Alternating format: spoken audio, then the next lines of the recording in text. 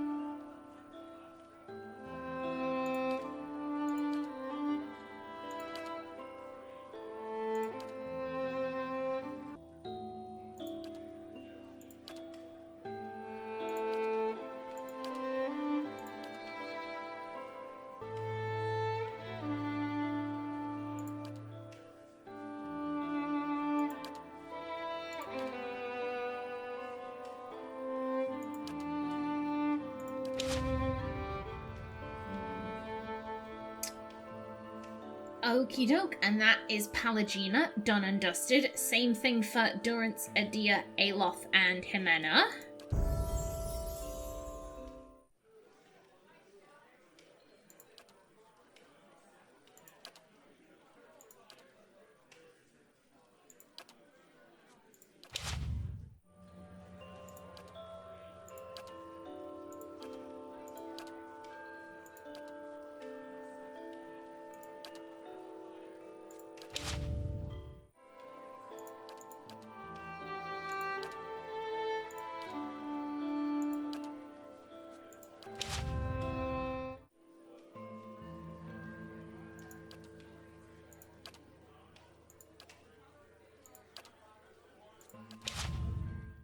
Okie doke, and everyone is fully leveled. Lovely jubbly. Now, let's see.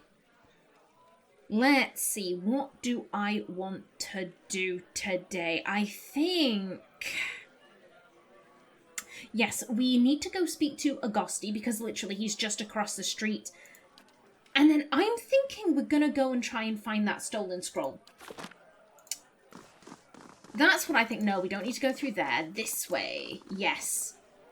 Because I do want to return to Cadnua. I want to pick up Kana. I want to pick up Kana. Have a full party again. And then I'm struggling. I'm struggling whether or not I want to do Lord of a Barren Land. Or the Temple of Wodika in the catacombs. That's what I'm umming and ahhing over. I don't know which I want to do first. Because the worry is pushing ahead with the main quest, it might lock us out of stuff. I don't know. I've never played this game before. Ooh. Let's get dinner at the Charred Barrel tonight. I can't. The trade agreement with Fleetbreaker Castle fell through. Need to come up with some revisions by morning. Oh, I'm sorry. I'm sorry, buddy. I'm sure you'll figure it all out.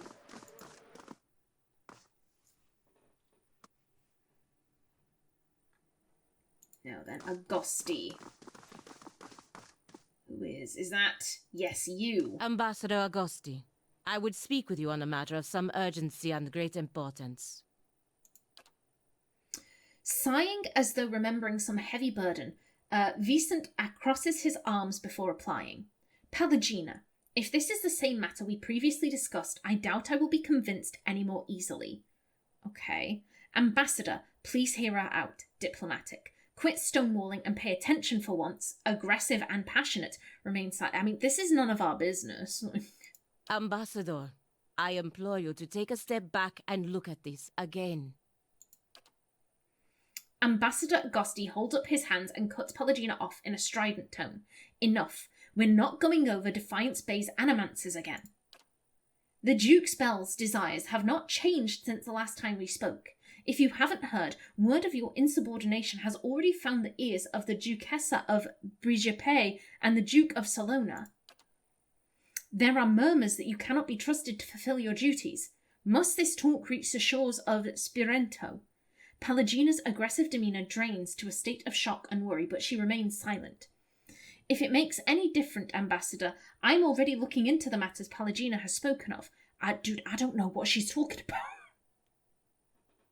I'm going to have a chat with her. I'm going to have a chat with her once this is done. What kind of spineless do-nothing are you? If you and the Dukes aren't going to take her seriously, shove off. Aggressive, passionate, say nothing. I don't know what they're talking about. Ximena doesn't know what they're talking about. What is it the Dukes need of me, Ambassador? The Dyrwood's instability has created an opportunity for us to take over their trade with Glanfath. We will need to meet with the Glanfathans soon to secure upcoming trade arrangements. The road to Twin Elms can be dangerous, of course, but that's why you'll be our representative there. Echosi, Ambassador. But won't this provoke the Dyrwoodins? Their country is falling apart, and we're already dividing up their trade alliances. Provoke them into what? Going to war? Through no fault of the Republic's, the Dyrwood's armies have been deprived of an entire generation of soldiers. It would be foolish not to take advantage of the situation. If we don't, the Red Sarens will. Ambassador, that's some cold compassion considering what these people have been through. Benevolent. It does make sense, Pallegina. The Dyrwood has problems, and sooner or later someone's going to profit from it. Rational. Again, I'm just, like, this isn't our business. This isn't our business. Really? After that, you have nothing to say? Dispassionately stare off into the distance. I mean, we don't really know what's happening. Pallegina raises an eyebrow and clenches her jaw, but remains silent. Pallegina. He shakes his head. Go to Twin Elms. Speak to the Anamenthas. Impress upon her the instability of the Dyrwood and reassure her of the Vailian Republic's desire to open safe trade. Of course, Ambassador. After a long and uncomfortable pause, Pallegina exhales deeply, the lids of her eyes closing briefly as she slumps in acceptance. The ambassador nods and smiles paternally. He then looks to you. I know you planned on investigating this crisis together, but I hope you understand Pallegina's responsibilities. I assume they're talking about the Hollowborn crisis. I assume that's what's going on. Pallegina wants to investigate the Hollowborn, and her boss is basically saying, no, you need to go secure trade. Yeah, I probably should have talked to Pallegina before coming here. Of course, Ambassador, we all have our duties to attend to. I understand, but we're still going to investigate it. Responsibilities are not honest. Wink obnoxiously at Pallegina. I understand completely and will make sure she completes this important mission for the Dukes. Nod non-committally. Now we're going to start speaking because we've been addressed. Like, they were talking, like, this is, her talking to her boss. It seemed weird for us to just be, like, interstepping, like, oh yeah, this is our business now. It really isn't. It really isn't. I understand completely, and will make sure she completes this important mission for the Dukes. Vicent bristles and turns to Pallegina. Will the Dukes need to hear more about Pallegina Mesray's wild adventures? Of course not, Ambassador. I will attend to the Anamenthas as soon as I am able to travel to Twin Elms. Good. Now, if you will excuse me. Could have gone better. Could have gone worse. Not that you helped put up much of a fight. I think you're in the right, but I didn't want to make the ambassador any angrier. Diplomatic. What's to fight? You have your orders and you're already in trouble with the Dukes. Rational. I mean, we literally know, like, he knows her. That's her boss. We've met him before, yeah, but I doubt he remembers everyone he meets. He's the ambassador. He probably meets, well, maybe not hundreds of people every day, but like tens of people every single day. We are moon godlike, so we might stick out a little bit more, but like I doubt he remembers us. We didn't really talk about anything important. Like, it felt weird for Ximena to just be like, oh, let me take over this conversation. I know this is you talking to your boss, but like, let me take over here because I'm the protagonist and therefore I have to be instrumental in every single conversation. Like, no. You were having a conversation with your boss about stuff that we really don't like. We don't know what's happening here. Ximena's just kind of stood in the background like, what's happening? What's going on? Yeah, I'm drawn to this one. She didn't want to make him any angrier because she doesn't really know what she stepped into. I think you're in the right, but I didn't want to make the ambassador any angrier. Enough wisdom for both of us. Now, I just need to find out how to get to Twin Elms before the ambassador loses his patience. She pauses in thought. Still, I fear that making this deal with the Glanfathans will further weaken the Dyrwood and make trouble for the Republics in the years to come. While it's a long way to Twin Elms, you'll have plenty of time to think it over. Follow your heart, do what you believe will be best for the Republics. Passionate. Just follow your orders, Pallegina. It's the least likely path to trouble. Ooh.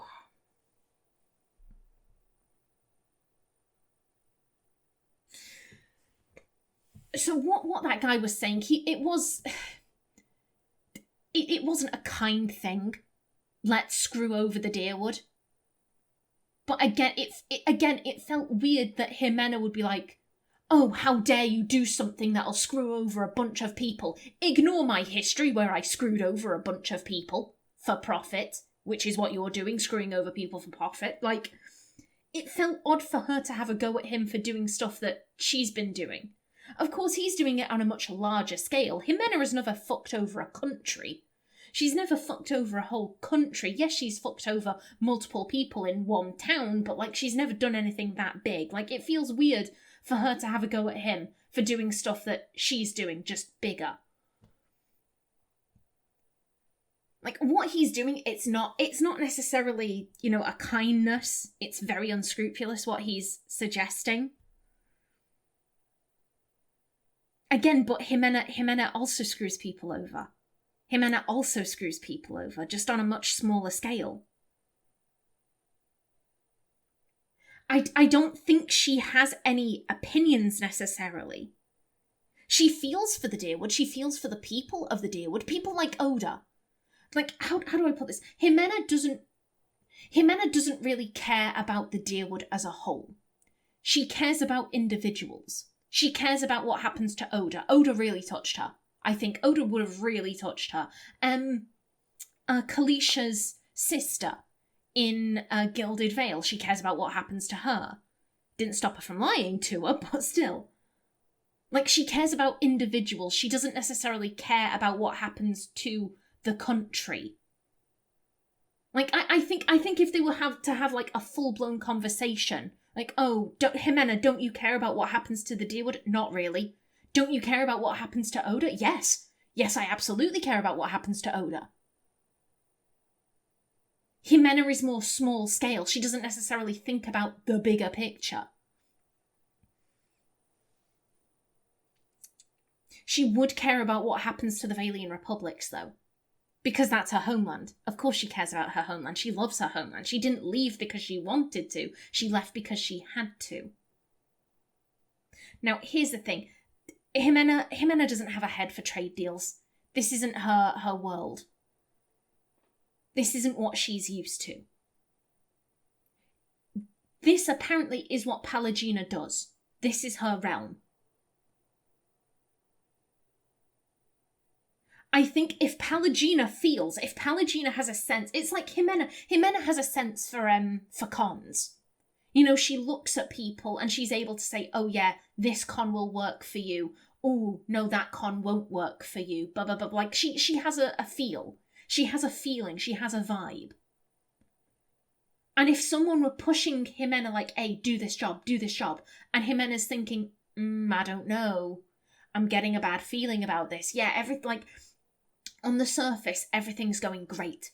Everything's going great with this job.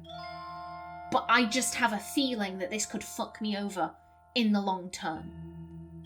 Ximena's gonna follow her gut, no matter how experienced the other person is. Ximena's gonna follow her gut because this is what she's been doing her whole life. It's the same with Pallegina. We don't know how long Pallegina's been doing this job, but apparently she's been doing it long enough that she gets the feeling that making this deal will make trouble for the Republics in the years to come. And I think Ximena would be thinking, hey, you probably know your stuff. I don't really know you, but I'm going to trust that you know what you're talking about. That you're competent at what you do. And if you believe that this will harm the Republics, then you should keep that in mind. Follow your heart. Do what you believe will be best for the Republics. I wish I knew. Fair. Okay, well, of course we're not heading to Twin Elms yet. We're probably nowhere near that. However, I'm ready. Ooh, also I need to do your AI script.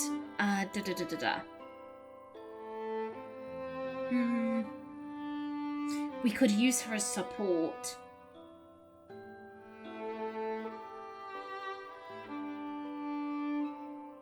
That being said, I'm pretty sure... I don't believe I picked up Play on Hands. So yeah, we probably want to go with that. And I'm pretty sure I've got everyone set to defensive. Yeah, defensive. I'm ready. Yeah, okay, good stuff. Good stuff. Now, madam, we need to have a chat. Need something? Okay. Pallegina's eyes glimmer with a divine spark as she coolly appraises you. We know this. We're also godlike.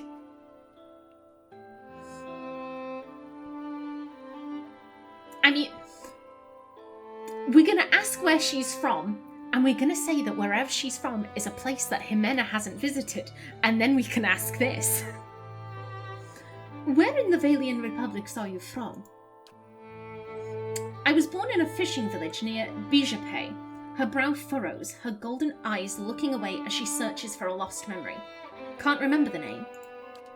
She waves her feathered hand dismissively. I was only there for a few years. My best memory was leaving the place. Like all the other brothers, I grew up under the Ozian bastions. It wasn't easy, but I prefer it to gutting fish. Yeah, I'm going to say that Ximena's never been to Bijape. She's never been there. So that's kind of what she means when she's talking about this. Like, I need to know this. I need to know this.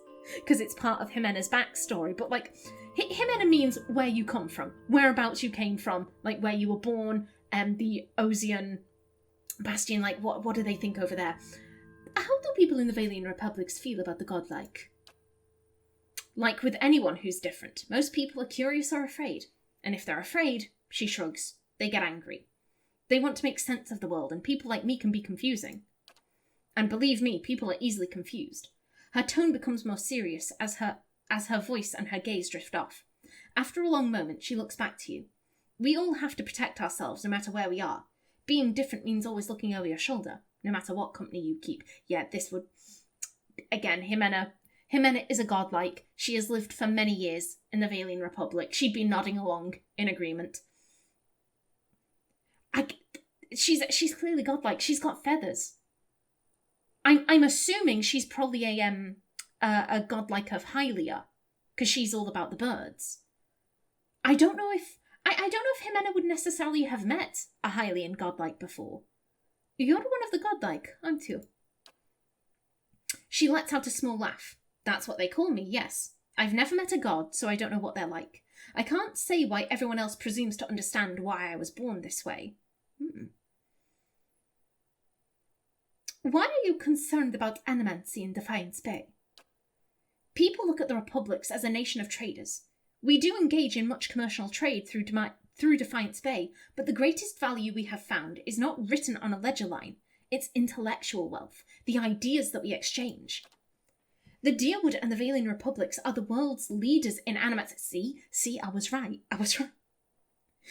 I got a bit confused somewhere along the way, but I could have sworn, oh yeah, the Vailian Republics, they have a lot of animancy there. The Dyrwood and the Vailian Republics are the world's leaders in animancy. If the Dyrwood institutes prohibitions against research and the practice of animancy, it will have serious repercussions for the Vailian Republics. Ooh. There are dangers in everything. Do you see animancy as just something to be traded? She snorts dismissively. I'm not a scientist, but I believe animancy can benefit us all. There are so many questions to be answered about who we are, why I am the way I am.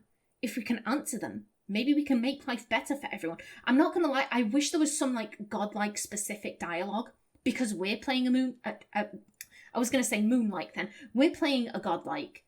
Pallegina is a godlike. It would be nice if, we could say, oh, are you one of those godlike? And then she could be like, oh, yeah, hey, we both are, unique dialogue. That would have been nice.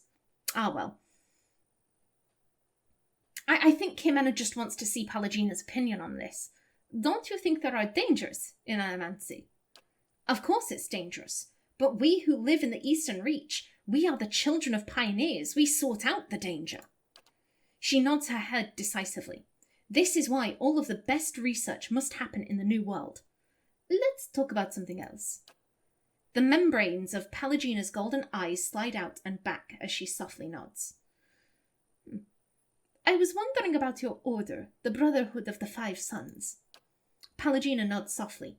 Back in the Republics, we call it the Freramas Mes Canxuldius. I'm so sorry. The Five Sons are the Duke Bells, the great dukes who rule over the most powerful republics, Spirento, Acenze, Salona, Ozia, and Revua.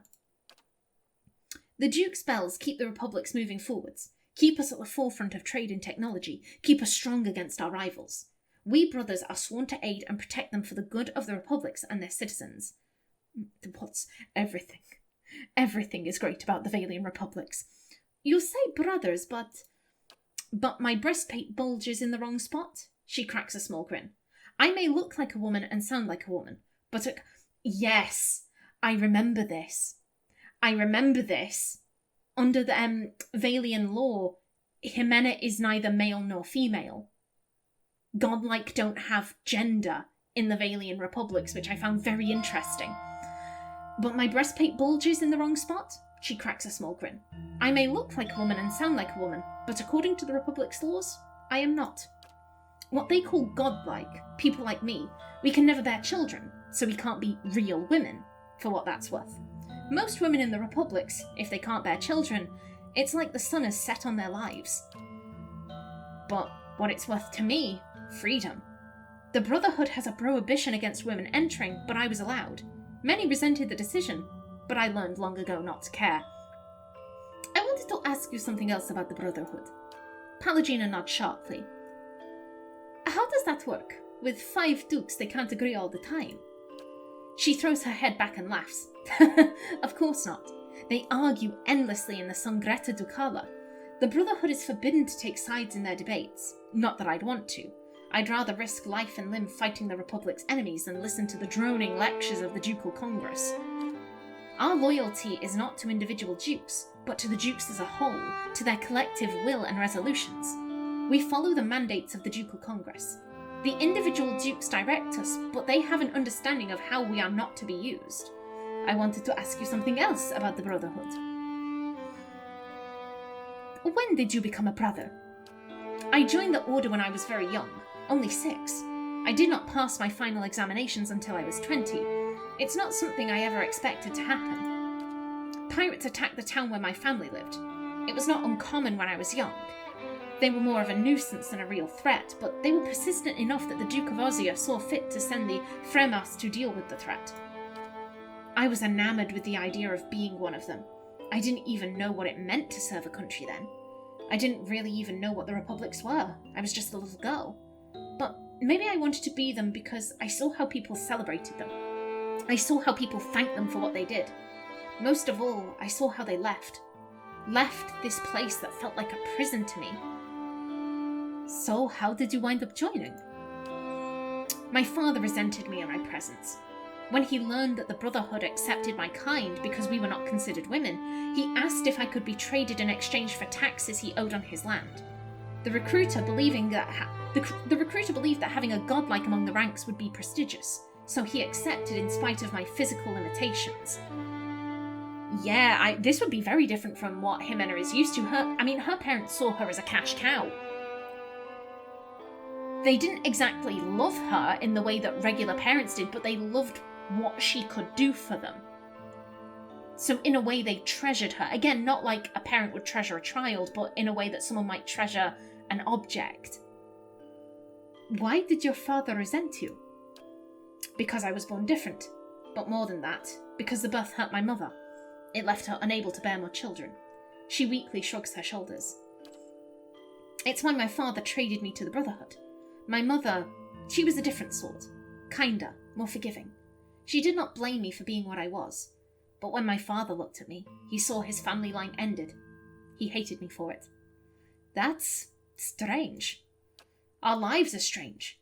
There are other ways my father could have dealt with me. He could have killed me at birth. No one in that village would have thought less of him. She shrugs, and the memories of her eyes sliding out and back from beneath her eyelids. Being sold to the Brotherhood turned out to be the better alternative.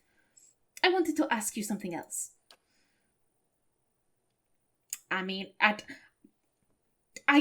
think Ximena wants to hear Pallegina's opinion. Ximena loves her homeland. She could wax lyrical on the joys of the Vailian Republics for hours. She wants to see if Pallegina is the same way inclined. What's so great about the Vailian Republics? Long ago, the Grand Empire of Valia thrived. As the Empire collapsed into the warring states of Old Valia, much of that old culture was lost. The old Vailians see grandeur in the acts of their forebears and believe it elevates them. They are a tired people from a fading time. There was once beauty in the great cities of the Empire, but there are few alive today who ever saw it. The Vailian Republics are a rebirth of Grand Vailian culture, but we are more than just that. While Old Valia was content to look ever backwards, the Republics will shape the future. Let's talk about something else. Okay, we've asked all of these.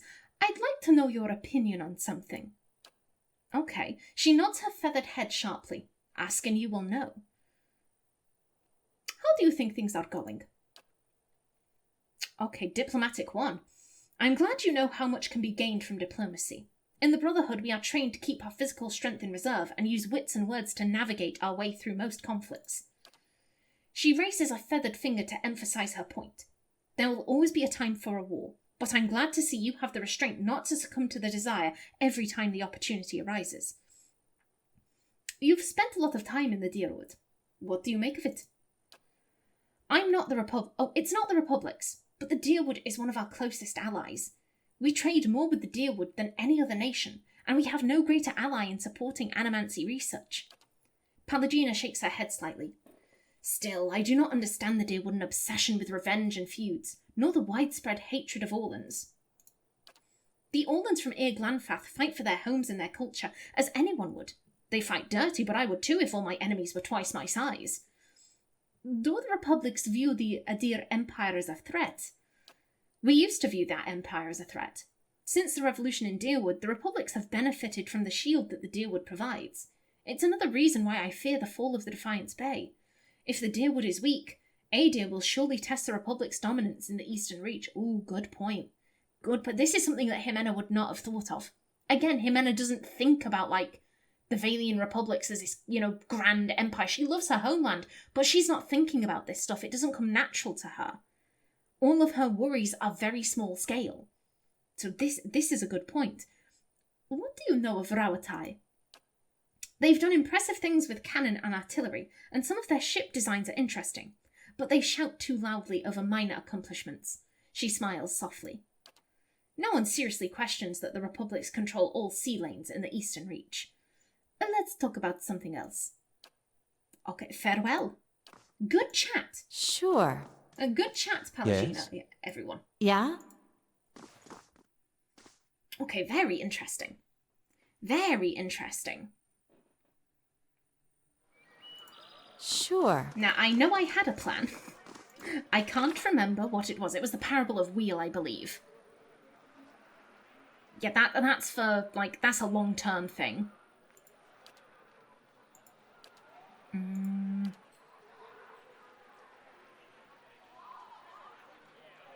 Yeah, I'm thinking, we're going to do the Parable of Wheel. We can head back to Cadnua, pick up Kana, and then we can head back. And I'm thinking Heritage Hill. I think that would be a good shout. You know, the district is apparently beset by zombies and stuff, so, you know, probably wise to sort that out. Ooh. Stalwart sends a plea for assistance. They've been attacked by ogres and fear they could be sacked any day. Oh dear. Well, that's not good. Okay, now I believe, yes, right here. Yeah, I want to head out of the city. I want to rest up. Now, I'm thinking... If I remember the description we were given... Actually, let's go straight there. I remember something like, oh yeah, a farmhouse on the road to Defiance Bay, and I want to say that round about here... Yes, farmhouse. Yeah, I'm gonna rest up first though. Yeah, that's good.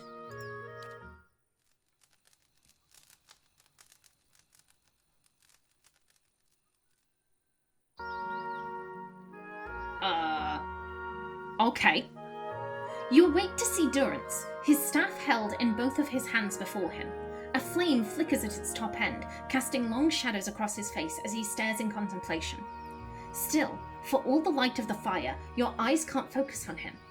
Perhaps it is awakening from sleep or a trick of the light, but he seems indistinct, blurred around the edges, everything except for the staff. The staff. He seems to be studying its engravings. As you watch, the engravings glow thinly red, like through the cracks of heat-suffused wood.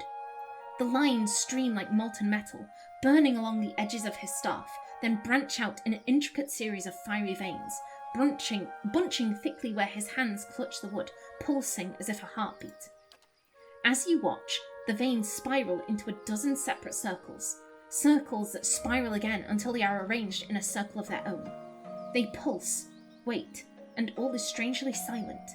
And then suddenly there is a great light from the fire, a rushing of air, a great flash, and you awaken again to see Durance in the same place, still holding his staff, but he is solid, real. There goes my timer. He doesn't seem to have noticed you, or reacted to what occurred. Okay. We will absolutely do that, however, it will have to wait until the next episode.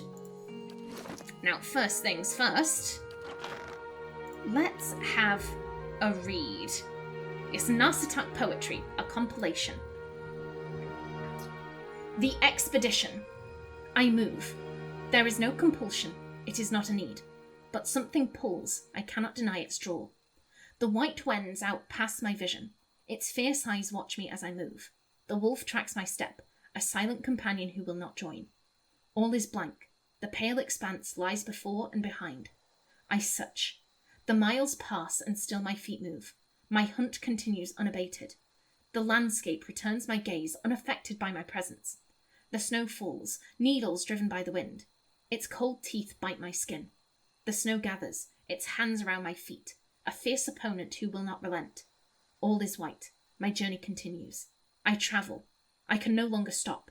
A true compulsion forms. The need drives me on. I must see. The sun breaks through the grey. Its unrelenting gaze thaws me. My body warms under its touch. Frigid limbs move again and carry me farther. All is empty. The breadth of existence is my destination. Ooh, that's deep. That is deep. I like that. Yes, alrighty then. In the next episode, we'll have a chat with Durance. But until then, please remember to like if you enjoyed, leave a comment below, and if you wanted to subscribe, it would be very much appreciated. A special thanks to my channel members, such as SM2K, Christopher K. Davis, CGG, and Kevin Bicknell. I've been Callista. Thanks for watching and see you in the next episode.